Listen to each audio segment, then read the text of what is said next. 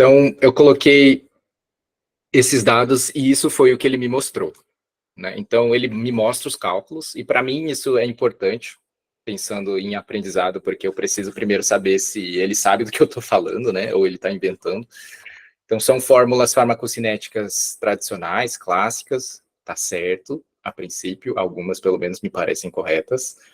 E eu vou checando, ele vai me dando os valores, né? Ele vai me mostrando, a concentração máxima, o pico deu isso, volume de distribuição deu aquilo, o vale deu aquilo,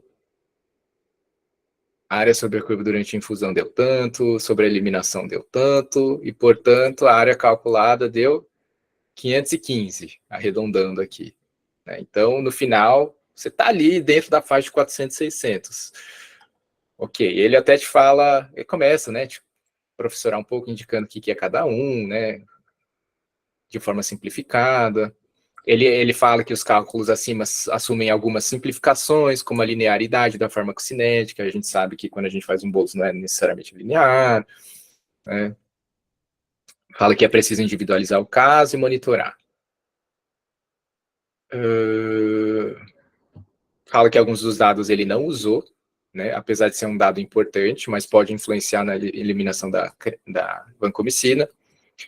E outros fatores também podem influenciar a farmacocinética da vanco, como interações medicamentosas. E aí ele fala que é importante, tudo, mas que a decisão final sobre a dose e o esquema de administração deve ser tomada por um profissional qualificado. Bom, tá. Mas aí eu fui checar se esse dado está correto, né? A gente está aqui botando as coisas à prova. Então, eu usei a minha calculadora pessoal, que é isso aqui. Isso aqui é a primeira calculadora que eu fiz, tá? Ela já não é mais assim, mas eu peguei o protótipo aqui para vocês verem que ela funciona. Então, isso aqui é minha calculadora. Acho que tem que deixar menor para vocês enxergarem. Então, isso aqui é uma calculadora de área sobre a curva de Vanco que vocês acham em qualquer lugar. Tem no Sanford, tem nos sites gratuitos, é um cálculo trapezoidal tradicional. E é aquilo lá, você põe quanto que você estava dando, então a dona Maria estava com 1 grama a cada 12 horas, com um tempo de infusão de 2 horas, com um pico que resultou de 30, colhido 3 horas após o início da infusão. Um vale de 15, colhido meia hora antes da próxima dose, né? Então, 11 horas e meia após o início da infusão. E a concentração inibitória mínima do áureos era de 1. Então, no final, lembre que eu falei que deu 515 a área sobre a curva do Google, né? Do Gemini. Aqui deu 539. E aí eu comecei a procurar, falei, o que está errado, né? Fui para outra calculadora, falei, será que é a minha calculadora? Porque como eu que escrevi, né, pode estar errado. Então, eu fui para outra calculadora.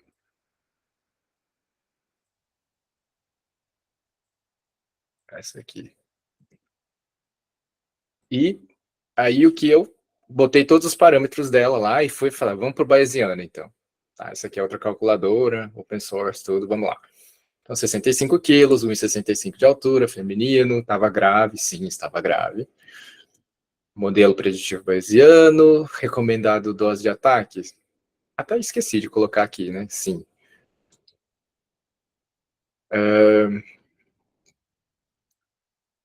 Não estava em diálise, a creatinina era de 0,75 e tinha 2 níveis séricos aqui. Tá? Então já estava no estado de equilíbrio, eu coloquei aqui, você tem que escolher 1 grama a cada 12 horas para ser infundido em 2 horas. Coloquei a hora aqui, né? Então aqui você tem que pôr certinho. O horário da coleta foi... Desculpa, o horário do início da infusão foi às 8 da manhã. E aqui os níveis séricos, um às 11 e o outro às 7h30 da noite. Né? 30 e 15. E ele deu, quando a gente clica em calcular aqui,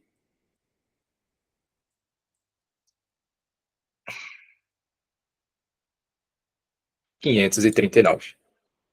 Então, ufa, minha calculadora acertou, né? E o Gemini deu algum grau de erro. E eu não vou fazer vocês passarem o que eu passei, que eu tive que checar fórmula por fórmula para entender o que, que ele errou. Mas eu vou compartilhar com vocês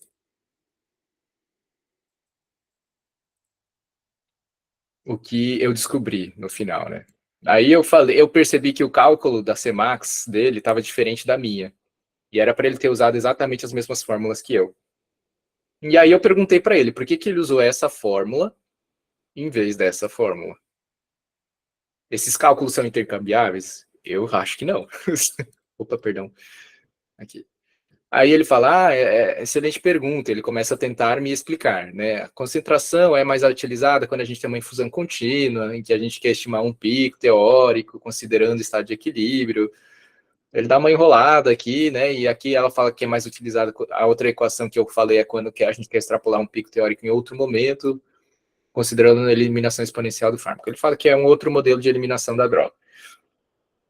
Então, aí ele começa a tentar me explicar coisas que eu não pedi, e no final ele fala que é importante a gente escolher a melhor equação conforme o modelo de infusão e não faz o cálculo. Então eu falei, entendi. Porém, eu citei que as infusões duram apenas 2 horas, e eu citei, né? Que elas duram apenas 2 horas e, portanto, são intermitentes, não contínuas. Poderia refazer todos os cálculos? E ele fala, boa observação, você está correto. Né? Infusão de vanco a cada 12 horas, com duração de 2 horas, altera significativamente o perfil farmacocinético, e ele vai refazendo todos os cálculos, vai refazendo todos os cálculos. Ao final, cadê? Ele chega em 521.